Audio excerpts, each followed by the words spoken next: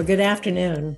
I'm Sarah Wyant, the founder and editor of Agri-Pulse Communications, and I'm so glad to have you with us this afternoon. There's a lot of interest in our topic today, our Soy Checkoff, improving U.S. infrastructure to meet the demands for U.S. soy. We will hear today during this 1-hour webinar from our distinguished speakers, as well as take some facilitated questions and answers.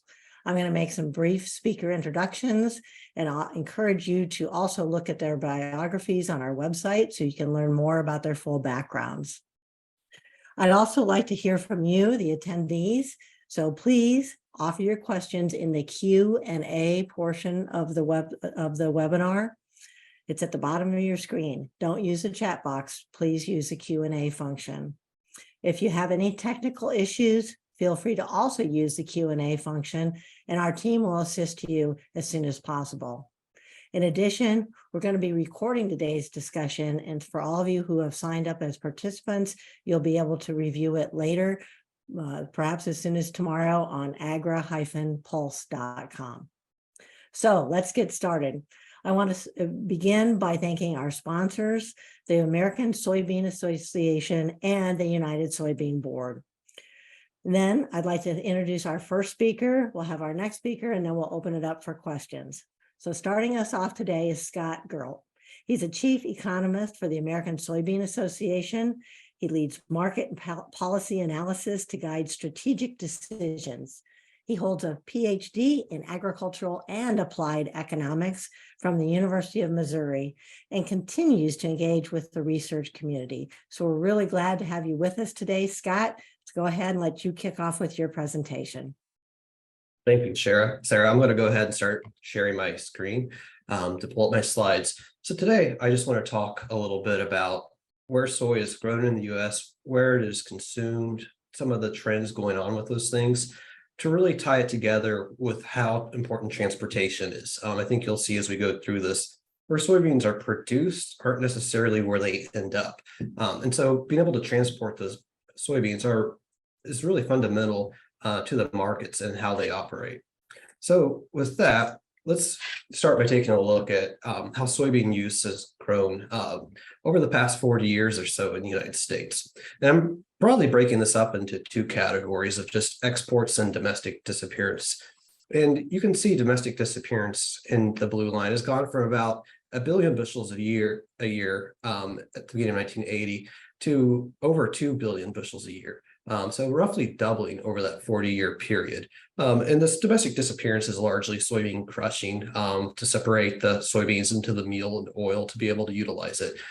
This does also include in domestic disappearance a little bit of soybeans for seeds, but that's a pretty small share. The other line, the orange one, are exports, and in this area, this one gets a lot of attention for soy. We're the number one export crop by value, and you can see how much it has grown over that time, over the 40 years, going from between 500 million to 1 billion bushels a year to 2.5 billion bushels per year. And we'll talk a little bit about where that's going. But you can see soy demand has been growing by a fair amount in the United States. And with more bushels and potentially going to different places, that has changed the needs for transportation. And this growth really wouldn't be possible without the transportation. So let's talk a little bit about where soybeans are grown and how that has changed through time. You can see on the map on the left, 1980 soybean area by county. And the map on the right is 2022 soybean area by county. And what you'll notice is one, soybeans moving further north. There's several reasons for that. The production methods, the technology has really allowed for that, but it also has to do with some trade that we'll talk about. The other thing you'll notice is just a little bit more intensification. Soybeans, more producers growing more soybeans on more acres. And in 1980, there were about 70 million acres of soybeans in the United States. In 2022, there are about 87.5. So 18 million acre increase. But I think what's really important when we talk about meeting that growing demand is the yields nearly doubled. So we increased area a little, but we doubled the yields. So even in places where they aren't necessarily growing more beans now than they are 40 years ago, there's still more need to be able to move more beans just because we're able to produce more from that same acre. And so where are soybeans consumed? So I mentioned soybeans are crushed into soybean meal and soybean oil to be able to utilize them. 80% of that is meal, which is used primarily for livestock feed.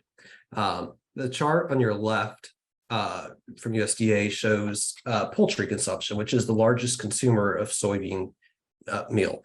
And that is primarily in the Southeast United States. And if you'll think back to the map I was just showing, that isn't the largest soybean growing region. So you can see pretty quickly there's a need to be able to move soybeans from the Midwest down to that Southeast region, or at least the meal, to be able to feed the livestock in that area. And the map on your right is hog production by state. Hogs are the second largest consumer of soybean meal, and you can see the largest state by quite a bit is Iowa.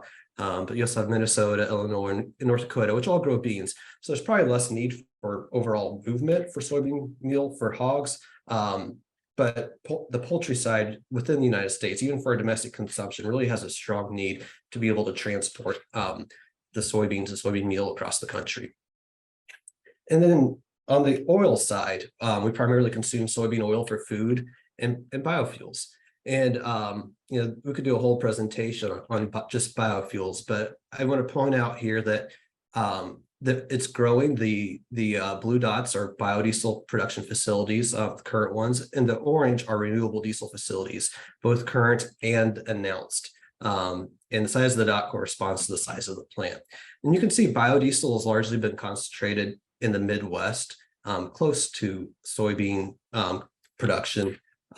But renewable diesel is a little bit different story, and it is not located generally as close to the soybean production. So there's a need to be able to transport soybeans and products for this growing industry as well. And of course, growing soybean oil, soybean meal demand really can't be met even with more soybean acres or higher yields unless we can crush those soybeans. With increasing demand, we are seeing increased crush plants. And the blue dots here are existing. Those turquoise colored dots are announced new plants. The orange circles are expansion. And if all these announced plants are built out, we would increase crush capacity in the United States somewhere around 25%. So a fairly significant increase. And one thing there's a couple of things really on this map I want to point out. One is you'll notice the string of plants in the Southeast. Even though production isn't as high down there, they actually have more crush capacity than soy acres or soy production in that area. So they have to bring in soybeans to be able to fully utilize that. The other part I really want to point out is the Upper Plains, specifically North Dakota. One of my previous maps showed how soy area had moved up there. There hasn't been a lot of livestock so far in that area. So essentially, most of their beans they were growing are sent by rail to the Pacific Northwest for export. And these crush plants that are being built could allow some of that to change to be able to utilize more of it locally, specifically the soybean oil for renewable diesel. And so we're potentially seeing some changes between what could get shipped by rail and what's consumed locally. And so we've talked quite a bit so far about domestic demand. But the other part that we started off with was exports. And it's no surprise, really, the story of soybean exports from the United States has been tied to China. They import 60% of the total world trade of soybeans. And you can see the rest of the world, the ROW on the bottom of this chart, has been kind of cyclical, but fairly flat. Really, it's the growth of China that has really driven exports. And just talking about the Northern Plains and the Pacific Northwest and the growth of soy in that area has really been enabled by China becoming a major buyer. That region, as I mentioned, largely sends their beans over to the Pacific Northwest, where they're shipped largely to China. In fact, during the trade war, when China wasn't taking U.S. beans, most of those beans sat there for a while until China came back into the market. The other large areas that we send beans to are to Mexico and Japan. In the past few years, we've really seen Egypt step in as well and become a buyer. Although if you look at where they are right now for this year, they've fallen off quite a bit due to currency issues. And so on this map, we're showing where U.S. soybeans are sent around the world. And again, China is the largest buyer, but you can also see Central South America, the EU, as I mentioned, Egypt, and China. As it's been widely noted, their population is essentially peaked. And so they probably won't be the driver of growth in the future. I think the Soy Export Council is working, and ASA are working to develop new regions for soybean demand. And I think other places in Asia as well as Africa, as their incomes continue to increase, will likely be demanding more protein and become larger consumers. Okay, so for our exports, how do we export those? What are the points of passage? 54% of our exports pass through the Gulf via the Mississippi River. So over half of the exports are going down the Mississippi River. The Pacific Northwest is 25%. Interior is 12%, and that would be rail to Mexico or Canada, and all the other put together is 9%. And most of that's on the Atlantic coast. So you can see really, though, two areas make up over 75% of our export path. So issues in one of those areas can have fairly significant impacts. And as we talk about transportation and the need to move, it's really our ability to utilize our natural resources that have allowed us to be so competitive on a national scale. So this chart looks at the cost spread between a couple locations in the United States and Mato Grosso in Brazil. Mato Grosso is the largest soy producing region, and they have to ship or transport most of their soybeans via truck to a river terminal over a long and not very good road. And so they've traditionally had very high costs, whereas these locations that are being pointed out have kind of had just the natural gift of the Mississippi River. So the beans are mostly sent by barge and very low cost. And you can see over time the competitive advantage we've had on the shipping cost. So this is the cost from that point of origination to Shanghai, China. And the chart's in dollars per metric ton, but if you divide by 37, it gets you into dollars per bushel. So historically, we're plus minus $1 a bushel advantage. A lot of that has started to shrink, a lot of that competitive advantage. And that has largely been due to the fact that Brazil has been decreasing their trucking costs through improvements in roads and other investments. So we've seen some of that advantage slip away, but really it's a lot of our competitiveness has been on the fact that our transportation costs have historically been low. We typically have a little higher cost of production. We have more expensive land in the United States than they do in Brazil. So the transportation costs have really been key to helping us compete in the world market. And then to kind of wrap up here a little bit about why transportation costs matter so much. Mike is going to talk a lot more about the Mississippi River, so I'm not going to get into all the issues, but I think most people probably know late last year, 2022, there were low water levels, and we're seeing that again. And with the low water levels, we've seen barge rates increase, as you can see there in the orange line, which is southbound barge rates between St. Louis and the Gulf. And they spiked late 2022, and they're going up again. But look at the average basis there from St. Louis. We saw it drop quite a bit. So it went from typically about 50 cents above futures to last year over $1 below. We're seeing that same pattern emerge to 50 cents below futures right now. Without the ability to really ship soybeans cheaply down the Mississippi River, those basis levels start to fall in the interior of the country. When those start to fall, that reduces the price that farmers are able to receive. So there's a ripple effect here between transportation costs and really the net profitability on a farm. So my last slide of what to expect. More soybeans and products will need to be moved. Demand is increasing. We're able to increase our yields. So there's going to be more product that needs to be moved. We'll see some switching between whole soybeans and meal as more soybean oils potentially consumed domestically instead of sending whole beans to export. We may be sending more meal. And transportation costs will continue to play a very important role in U.S. price competitiveness, especially as Brazil continues to expand their soy production area. So with that, I'm going to quit for now, but when we get to the question and answer, I'd be very happy to answer any questions that you all would have. Thank you, Scott. That was very informative and great to see all your graphics and maps to help us tell the story. I do see that we're starting to get at least our first question in, but we'll let others continue to enter those in the Q&A while we move to our next presenter. So I'm happy to have with us next Mike Steenhoek, who's the Executive Director of the Soy Transportation Coalition. The funders of the Soy Transportation Coalition include United Soybean Board, American Soybean Association, and 14 state soybean boards who are really focused on trying to address these infrastructure challenges. The coalition exists to promote a cost-effective, reliable, and competitive transportation system that serve all of the agricultural industry, including soybeans. Steenhoek received his undergraduate degree and his master's in business administration from the University of Iowa. And we're really pleased to have Mike with us here today. So I'll turn it over to you, Mike.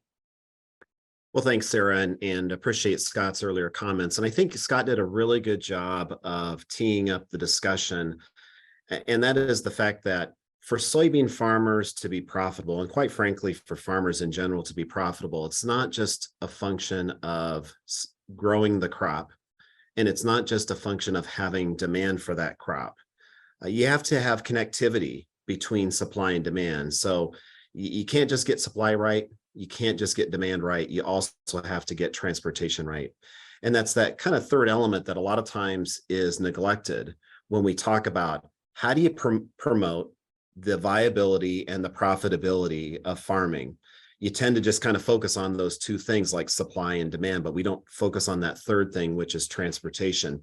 So it is really integral to our profitability and our success. And the fact is, when you've got so much of what is produced located in the middle of the United States, far removed from our coastal regions, hundreds of miles, if not 1,000, 1,500 miles from our coastal regions, but yet the destination for what's grown in the middle of the country is halfway around the world quite frequently. That means you've got to have a pretty efficient and effective multimodal transportation system that can get these heavy commodities long distances in an economical manner. And that's what our transportation system does. Now, unfortunately, over the last couple years, 2 to 3 years, there's been a lot of additional attention on our supply chain. The old adage is, no one notices the road until you encounter a pothole. And we've had a lot of potholes when it comes to our transportation system over the last several years. And I think it's very analogous to a track relay race where you've got, you may be used to the baton being effectively passed between runner number 1 and runner number 2 and 2 and 3 and 3 and 4. But unfortunately, over the last 2 to 3 years, we've seen runner number 2 take off running, anticipating the exchange of the baton, and only to turn back and notice that runner number 1 has actually fallen down on the track or dropped the baton. And there's a number of reasons why, when it comes to our supply chain, our transportation system, why that baton has been dropped, why the runner has fallen down. And of course, the pandemic is, the most pronounced example of that.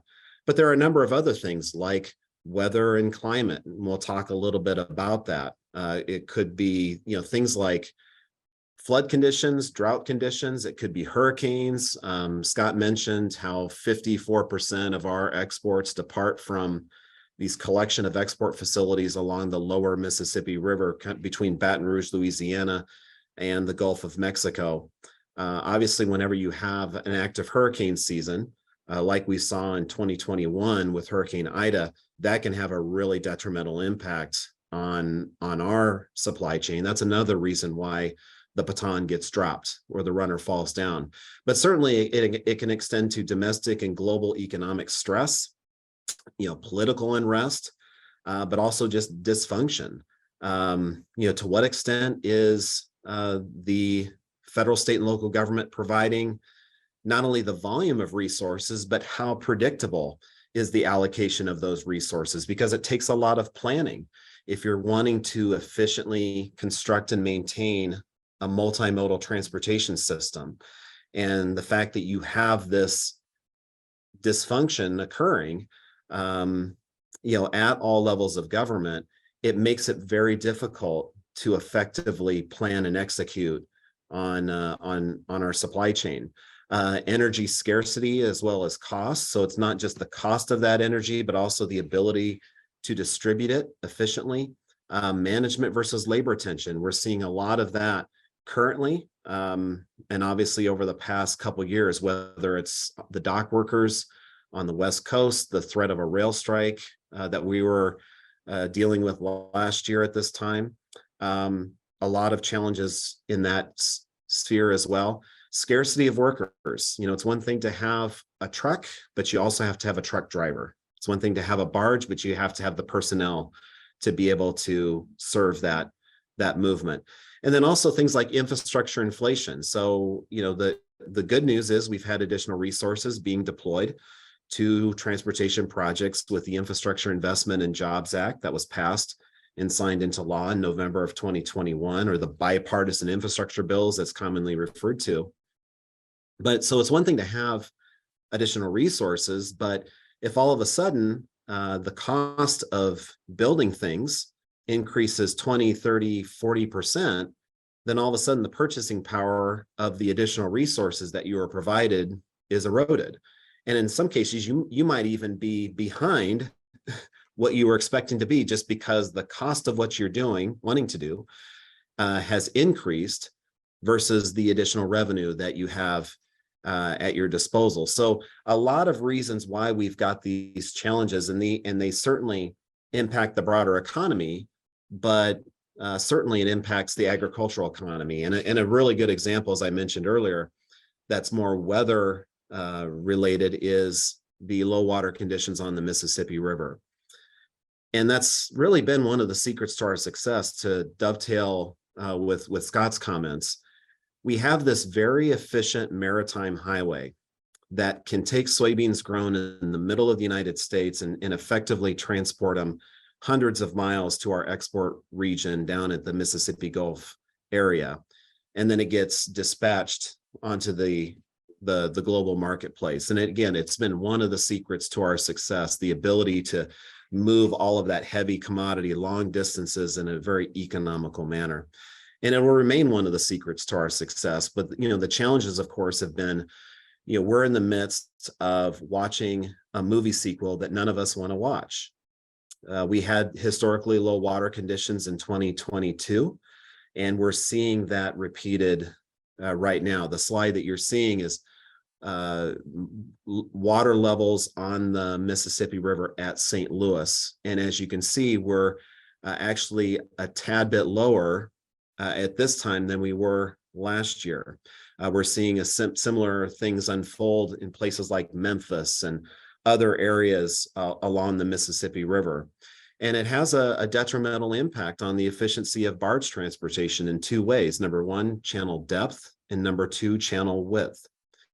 And due to channel depth, with less water in the system, you can't put as many soybeans, in our case, or freight, whatever the freight is, per barge, because you're concerned that by doing so, you are going to scrape the bottom of the channel because there's less water in it.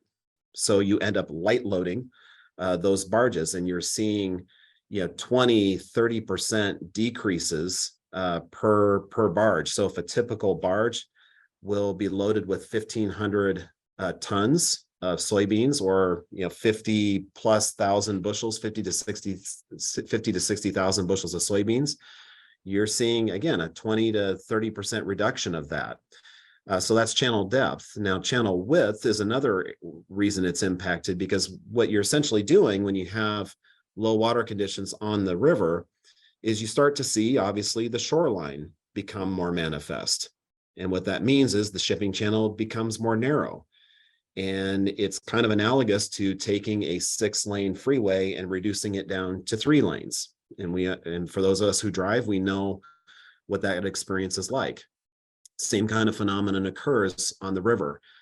And so the result of that is you can't put as many barges all together to form one single unit. And you're seeing a very similar 20-30% reduction in the number of barges that you're attaching to form a single unit. And when you put those two things together, the capacity of an individual barge and the ability to attach many of them together, that's really what drives the power of barge transportation. And when you start mitigating that due to low water conditions, it really does change the economics. Now, the good news is there is still some resilience to the system. We, even in the midst of the challenges of last year, we still did move product by the river to the export market, but it was indeed more constricted. And we're seeing something similar happen this year. And unfortunately, I'm not very optimistic that the tide will turn because the month of October is not traditionally a very wet month. And right now, when you look at our drought conditions in the United States, it's very angry looking. And what that means is any kind of does occur will largely be absorbed by the ground, because so much of our farm ground is behaving like one big giant sponge right now. And so what that means is that while that's beneficial for the ground, any kind of precipitation that we will receive, but what that does mean is that there won't be a lot of residual water to make their way to our streams and our rivers to help sustain water levels. So unfortunately, we could see the issue become more concerning as we proceed. We're already seeing an estimation that we could hit water levels in Memphis, negative 10.8, which was the lowest extreme last year, but that didn't occur until October 21st of 2022. So we're already at the point where we could be at that level in the next week, that we had to wait until late October last year. So obviously it is a reason for concern. One of the consequences of that, when you have low water conditions, is that it exerts upward pressure on barge freight rates. And we're seeing that happen right now. That the chart at the bottom is from the US Department of Agriculture, the dark blue line where you see this kind of mountainous peak about at week 37 start to emerge. Well, that's what was happening last year when you had low water conditions really manifest themselves. The red line is showing that we're on a very similar trend line right now. And so just to kind of give you a historical perspective of what we had last year during these low water events, as you're looking at rates like $49.88 per metric per ton originating out of St. Louis, almost $45 out of Memphis. Well, 2021 was marginally lower, but one of the things that did happen in late August of that year is Hurricane Ida, which caused some damage to our export capacity down in the Gulf. So some of the barge freight rates that we saw were in many aspects related to that hurricane that happened. So let's look at 2020 when we had more normal conditions, and you can see $14.40 per ton, $10.42 out of Memphis. So that's what kind of, back to Scott's earlier comments, that's what really can drive the economics of our industry. And when you see these kind of cost escalations, so from 2020 to say 2022, you see that big differential in costs.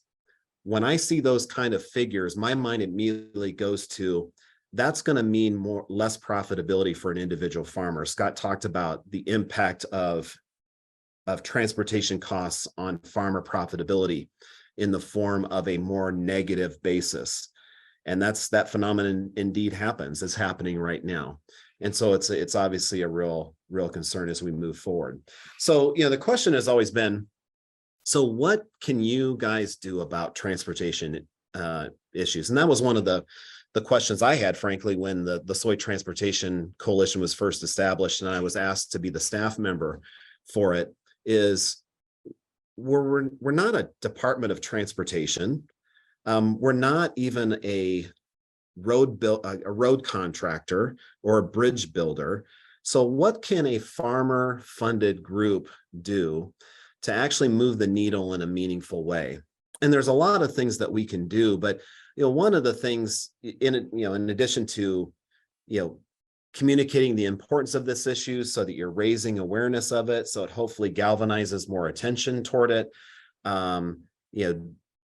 Certainly doing analysis into various kind of questions and answers that may point us in a direction of various solutions for some of these challenges. But one of the things that I wanted to give a couple examples kind of as a bookend, and it's not going to be an exhaustive tour of all the things that we do, but really kind of as a bookend of that relates to our key export launching point, the lower Mississippi River, and then something that's the most local to farmers, our rural bridges, as kind of an illustration of the kind of things that we do to move the needle. We'll talk briefly about a project that we're very pleased with, and that is the ongoing effort to deepen the lower Mississippi River from a minimum of 45 feet of water depth to 50 feet.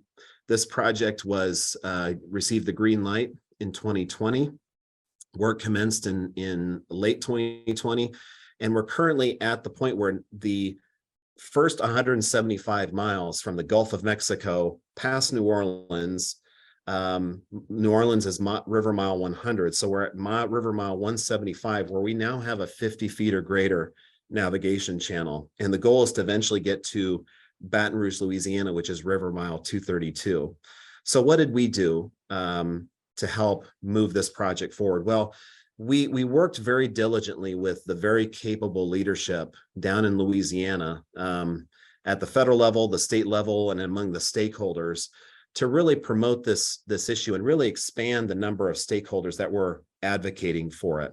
And one of the things that the Soybean Checkoff did, and the picture illustrates that, where we had a group of farmers just a few months ago present a $2 million check to Governor John Bell Edwards. He's the gentleman holding the check off to the far right, in which soybean farmers helped underwrite some of the pre-engineering and design and analysis expenses associated with that project. This project is 75% funded by the federal government and 25% funded by non-federal sources. And the state of Louisiana was designated as the non-federal entity responsible for coming up with that 25% match. And so it's the Louisiana taxpayers who are coming up with a substantial percentage of the cost of this project. And so when soybean farmers were able to come together and provide this funding, obviously the state of Louisiana was very open to this prospect. And so it resulted in a very dynamic, productive partnership. With the federal U.S. Army Corps of Engineers, the state of Louisiana, and soybean farmers all coming together to really move a project forward. And one of my big takeaways from observing how things happen, whether it's at the federal level or at the state level, anything that's kind of meaningful, it's not just a function of what is being argued or what is being suggested. It's just as much a function of who is making that argument and that suggestion, and how frequently that argument and suggestion is being made. So this was just a great example of, historically, you had these very effective people and leaders out of Louisiana advocating for this, but then the fact that soybean farmers in the Midwest could also get engaged in it and talk about, hey, this is a project that shouldn't just be a Louisiana thing. It should also be a Missouri thing, an Iowa thing, an Ohio thing, a Minnesota thing. That really expanded the number of stakeholders engaged in this. And the fact that soybean farmers actually said, well, we're putting our money where our mouth is on this, it was really consequential for moving this project forward. And so as a result, our number one export region is becoming more competitive, partly due to the leadership of U.S. soybean farmers. So that's something relates to, again, at our number one launching point on the international marketplace. Well, now let's go to the other end of the spectrum, of our supply chain spectrum, and talk about rural bridges.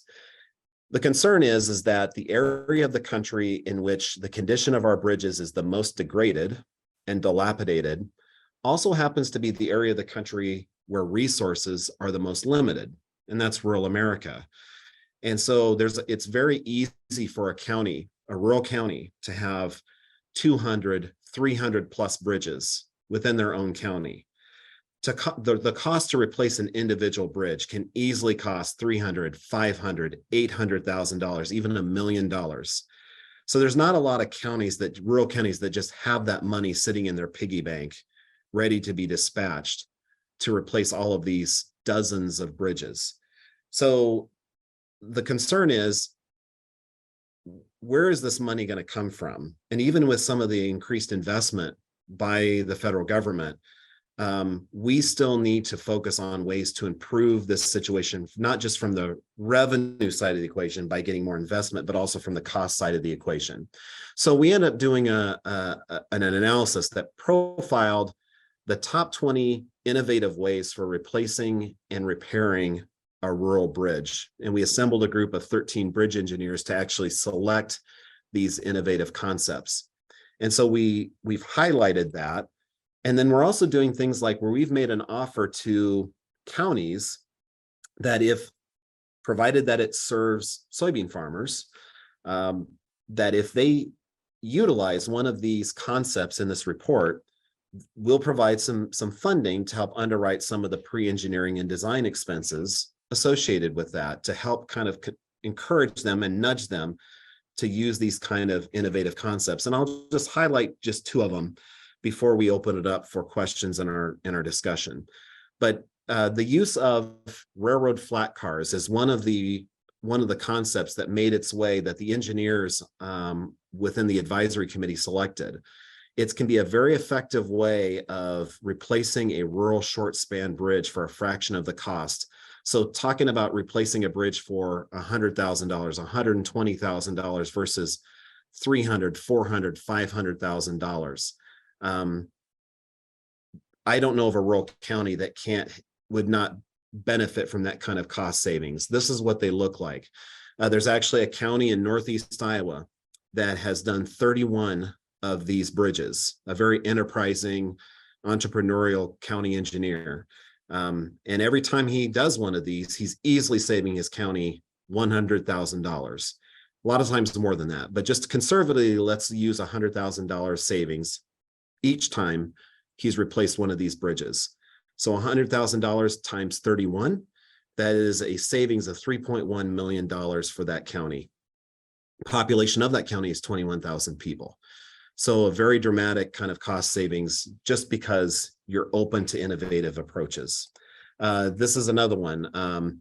This was actually developed by the Federal Highway Administration, called GRS IBS system. And it's kind of a method to replace bridges by making the components of that more accessible.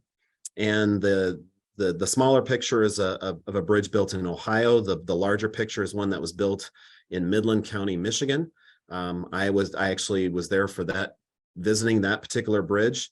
And the county engineer told me, Mike, everything that you're looking at, from the wood railing to the cinder concrete blocks for the abutments, he said every bit of that was purchased at the local Menards.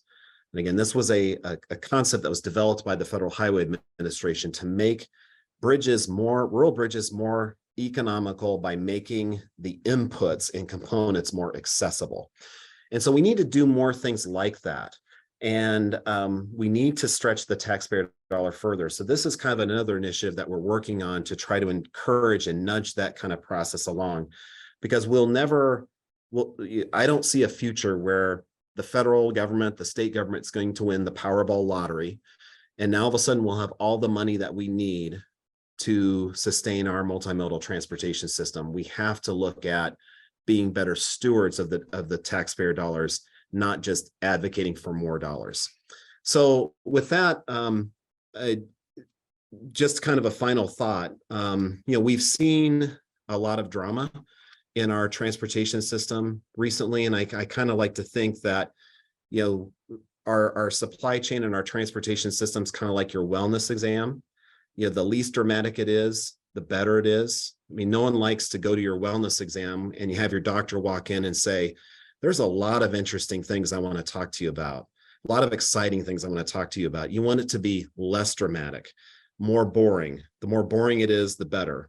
And so, hopefully, as we move forward, we'll see less drama in our multimodal transportation system.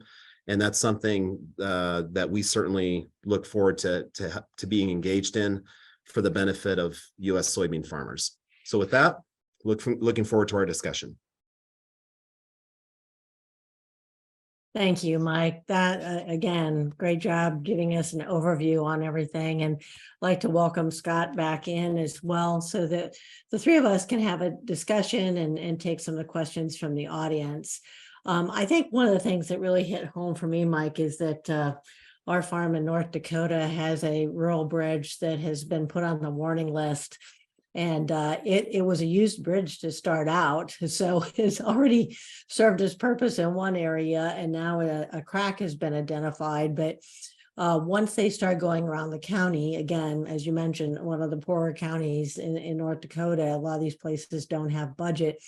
They also started to identify farm to market roads and others that were all at risk. And so I'm just wondering, obviously, as you said, nobody looks like they're going to hit the lottery for these funds right away, but we have had infrastructure funds released by the federal government. Can you talk about what is the status of how those have been? My understanding is they've been allocated to the states, but they haven't reached all the way down to the county level yet. So what's that look like? Yeah, you see it in a couple ways. First of all, it's rare, even though the U.S. Department of Transportation provides funding for our surface transportation system. It's not you don't see a bunch of guys with U.S. DOT hats on when they're building and paving these roads. It's the funding will actually go to the state, and then the state will actually allocate those fundings and funding. And there's obviously the federal government's going to be very prescriptive on, well, this kind of funding needs to be used for A, but it can't be used for B. But then the states also have different formulas that they employ for disseminating, whether it's federal dollars, but also state dollars. And, sometimes it's for, 20% for municipal, 20% for county, and it really just kind of depends on the formula per individual state. And so you are seeing those dollars find their way to the local level, usually via that kind of formula process. Then you're also seeing things like and that's where the bulk of the money is coming from and how it's disseminated. But you are seeing some of these grant programs with that Infrastructure Investment and Jobs Act funding really get further fortified. And so that's allowing for, it's usually a collection of counties, because it's hard for an individual county to really have an effective grant application to the U.S. Department of Transportation. But, I just recently, and we supported it, there was a collection of Iowa counties that they all banded together and submitted a grant application to replace a dozen bridges, and that ended up getting passed. So and that funding is from the federal government. So you are seeing some of that funding find its way to the local level, but obviously there's more that needs to be done. Yeah, the need is so dramatic. And as we look at our overall infrastructure, as you say, starting in the rural areas and trying to move that product, and then the challenges now with these lower water levels in the Mississippi, as well as in the Missouri River that's not too far from here. How, Scott, turning back to you, how are these lower water levels actually going to, in your forecasting, actually impact the amount of soybeans that we can export? I mean, are people able to switch to other forms of transportation, and so things still move even though it's more costly, as Mike has outlaid? Or what do you see as your overall forecast as a result of some of these conditions? So that's a really good question. I think last year is a pretty good analog to this, what kind of we're facing right now. And what we saw was a slow export pace to start the year last year. It really took a little bit for our export pace to pick up. And so I think this year could be a little bit like that. Yes, there is some switching that can occur, but it is very expensive. So, I mean, it's not necessarily just an easy plan B. This, as Mike was talking about, we're very fortunate to have the Mississippi River, and really our system is set up that way. Where this gets to be an issue is that since Brazil's come online as a major soybean producer, we no longer just have supply one time of the year in the world in North America. We really have two harvests. So we have a fall harvest in North America and the spring harvest in South America. And essentially that leaves us an export window in the fall, kind of through the winter, to send our beans abroad before the South American crop comes online. So if we end up delaying our exports very much, that can really start to cut into that window a little bit. And then it becomes very difficult for us to price our beans competitively on the world market. And so that's the concern. Now, I don't know if I'd just call this the good side, but the flip side, where we probably have a little bit better situation the last year, is our soybean crop looks to be a little bit smaller, and we have pretty strong demand, potentially a little more domestic demand at home. And I don't want to say that a smaller crop is a good thing, but there's the potential for fewer exports this year, even if everything was flowing as it should. So that by itself could put a little less strain on the system. But yeah, there's not an easy plan, cheap plan B, whenever these situations occur.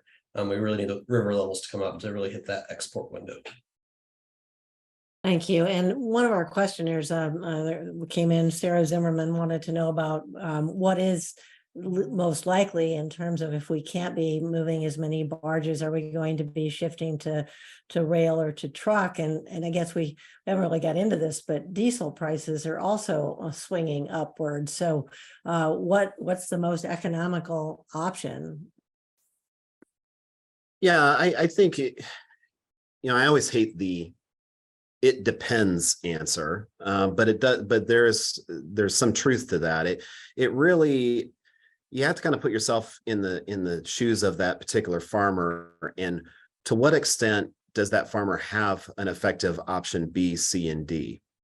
And so, to look at Scott's map where it talked about density of livestock production, and hence density of soybean meal consumption. If you have the benefit of living in one of those states, even if traditionally your option A is to move to the river, you might simply pivot and say, well, I'm just going to truck my soybeans 70, 80, 100 miles. I don't like to do that, but I can resort to that in order to deliver to a crush facility, which will then in turn feed it to the local livestock. So that a farmer in that scenario is better positioned and more resilient than a farmer that's located. This tends to be further south, like in a state like a Tennessee is a good example, where you may not have that kind of proliferation of crush capacity or livestock intensity, where historically your options are deliver to the river or deliver to the river. And you may not even have, based on the performance of the river over years being quite sustainable and predictable, you may not have even erected a lot of on-farm storage. And so your option B is, well, maybe I'll just wait in line for eventually to be able to deliver to that barge loading terminal, or I might have to just store my soybeans on the ground until the opportunities are better. And so that's kind of where I think one of the lessons that was reiterated last year, and certainly echoing this year, is the importance of having options B, C, and D. And so I think we will. I think there were a lot of farmers who did have storage, that they did put it in there, and they had capacity. And then when river levels did rebound later on, they were able to resume that kind of delivery. And but again, to underscore and to echo what Scott said, one of the things we're seeing is that the marketing windows for US soybeans and Brazilian soybeans, they used to be very distinct. And now there's more overlap due to the increased production out of Brazil. And so we don't have this luxury of just simply saying, I'll wait till later because the situation will be just as beneficial to me. You might find by waiting later, all of a sudden you have more competitive pressure from Brazil, and it's not as profitable as it normally would be. Yeah, Scott, talk to us just a little bit about Brazil and how you see some of the just overall export trade flows changing a little bit. You had mentioned that, China's probably not going to be the big growth driver for our exports in the future. Talk a little bit about how Brazil is at play and delivering perhaps more there, and then how our export markets might be shifting as a result. Yeah. Brazil, I mean, it is the largest soybean producer in the world now, and they're continuing to grow. I mean, if you were to plot that chart, I mean, that line's still just going right up at nearly a 45-degree angle. So as Mike was mentioning, as they've continued to increase their production, it has bled more to our export window. I mean, Brazil can produce soybeans fairly cheaply. It's really been their infrastructure that has been their real challenge, and they continue to work on that. Their growth really came with the growth of China's demand for soy. And so I do expect them to continue to capture a good share of that. I think there's some lingering effects from the trade war a few years ago. And I think China's, probably more willing or more agreeable going to Brazil than the US if they have the option, which they don't have the option all year long. I mean, that they really can't do that all the time. So I think there will continue to be competitive pressure from Brazil. And I think that's where a lot of the work on transportation to keep our costs down is beneficial. I think the increase in domestic demand that we're seeing from renewable fuels is also very helpful. And the development of new markets, new and emerging markets is very important. That's a lot of the work that's also being done through checkoff support or checkoff supported work. I think those are going to be the key to really keeping U.S. soybeans in a competitive way in the crop rotation, is continued investment in this, because Brazil is still growing, and I don't see that pressure letting off anytime soon. Thanks. So that really is a good segue to another question that came in from Aaron Weitzel asking about really the growth. You mentioned renewable diesel. There's also a lot of interest in sustainable aviation fuels. How do we continue to ensure this predictable and steady feedstock supply when we've got all these new demand domestically that are building out? Yeah, it's a seemingly simple question that's really fairly complicated in its answer. And part of that is because sustainable aviation fuel, SAF, can be made from multiple things. One of those is ethanol.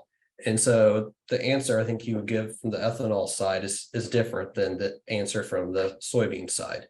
And that's because SAF produced from soybean oil is actually very similar to renewable diesel.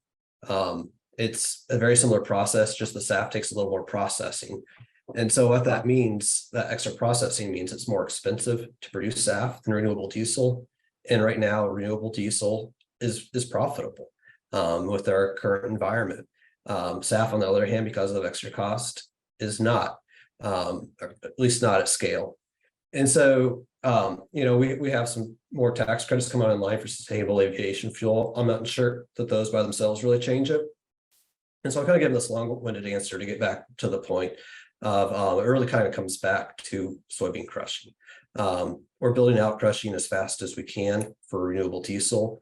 And I think renewable diesel will be happy to take all of that extra soybean oil for their industry. So I think if we're going to expand beyond that for sustainable aviation fuel, we're going to have to increase crush even more.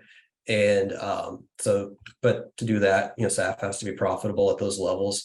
We'll also need to be able to sell soybean meal, because that's the other part of this equation. We're using 20% of the bean for the feedstock. We have the other 80% that needs a market. So I think there are challenges to moving sustainable aviation fuel forward at scale on the soybean oil side. It can definitely be done. But I think we just need a little more development in some of the policy and some of the technology to make it just a bit more cost competitive with renewable diesel. So Mike, I'm going to throw the last question over to you to start off. Richard Wilkins, who of course is no stranger to any of you and the soybean family, wants to know about the capacity to move product to the eastern seaboard by rail. And given, we've had a lot of discussion about north to south, North Dakota down to Louisiana, but what about moving to those important livestock and poultry markets in the eastern seaboard? Yeah, the immediate term is when you talk to officials from the rail industry, they have their "we're open for business" sign out. Volumes that they overall with rail are actually down. It's not really much of a consolation prize within agriculture that our exports are down, primarily with corn, but marginally with soybeans for a variety of reasons. That's not really much of a consolation prize that because your export volumes are down a bit, therefore you have available capacity for rail in case you need to divert more traffic from, say, away from the river onto rail. But it is what it is. And the railroads do say the capacity to absorb additional freight. We want additional freight. And that obviously can include movements to the Pacific Northwest, but also to the East Coast. And, we don't have near the kind of infrastructure there that we do in the Pacific Northwest.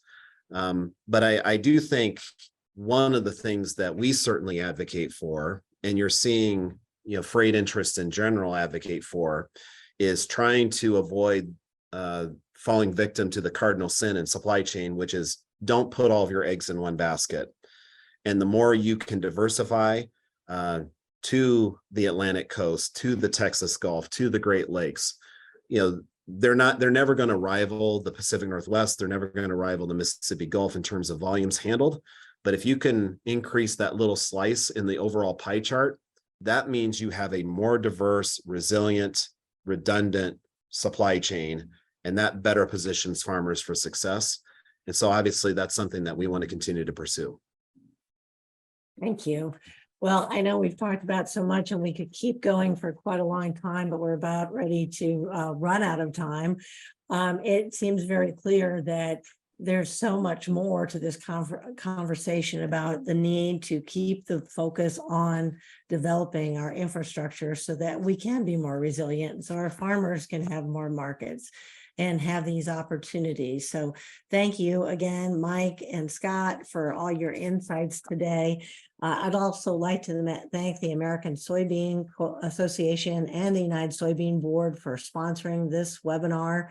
As I mentioned earlier, if you missed this or you want to share with some friends, go to agri-pulse.com tomorrow.